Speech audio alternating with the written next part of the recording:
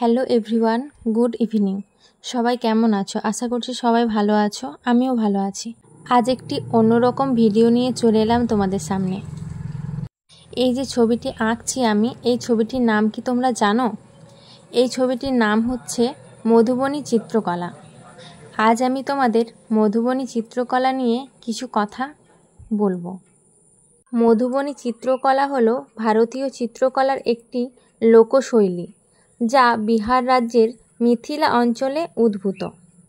এটি সাধারণত উৎসব এবং অন্যান্য বিশেষ অনুষ্ঠানে বাড়িতে বা কুঁড়ে ঘরের দেওয়ালে আঁকা হয়।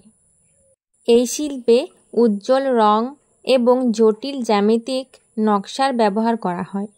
যদিও আমি এটা পেন্সিল দিয়ে করেছি। মধুবনী চিত্রকলা প্রধানত ভারতের বিহার রাজ্যের মধুবনী জেলা এবং নেপালের মিথিলা অঞ্চলে দেখা যায়। তাই এই চিত্রকলাকে মিথিলা চিত্রকলাও বলা হয়, কারণ এটি মিথিলা অঞ্চলের লোকশিল্প। এই মধুবনী চিত্রকলাতে জ্যামিতিক নকশা, উদ্ভিদ ও প্রাণীর চিত্র এবং পৌরাণিক কাহিনী ও লোককাহিনীর দৃশ্য ফুটিয়ে তোলা হয়। আবার ঐতিহ্যগতভাবে স্থানীয় মহিলারা দেওয়াল, মেঝে এবং অন্যান্য পৃষ্ঠে এই চিত্রকর্ম তৈরি করেন।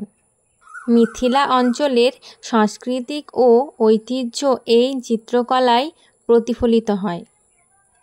এই চিত্রকর্মটি আঙ্গুল, পাতলা ব্রাশ এবং দেশলাই কাঠি সহ বিভিন্ন সরঞ্জাম এবং প্রাকৃতিক রং দিয়ে এই চিত্রটি আঁকা হয়।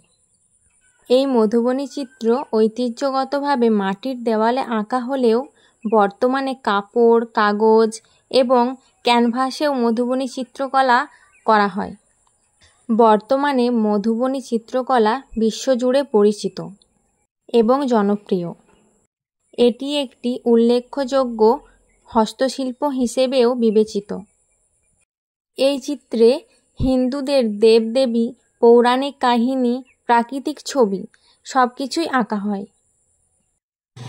এই মধুবনী চিত্রকলা নিয়ে আমি তোমাদের যেসব তথ্য দিলাম সেই সব আমাদের ম্যামের কাছ থেকে জানা, আবার কিছুটা আমি গুগল থেকেও জেনেছি।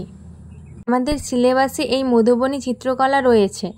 আজ একটু ফ্রি টাইম পেয়ে আঁকতে বসলাম, ভাবলাম তোমাদের সাথেও শেয়ার করি।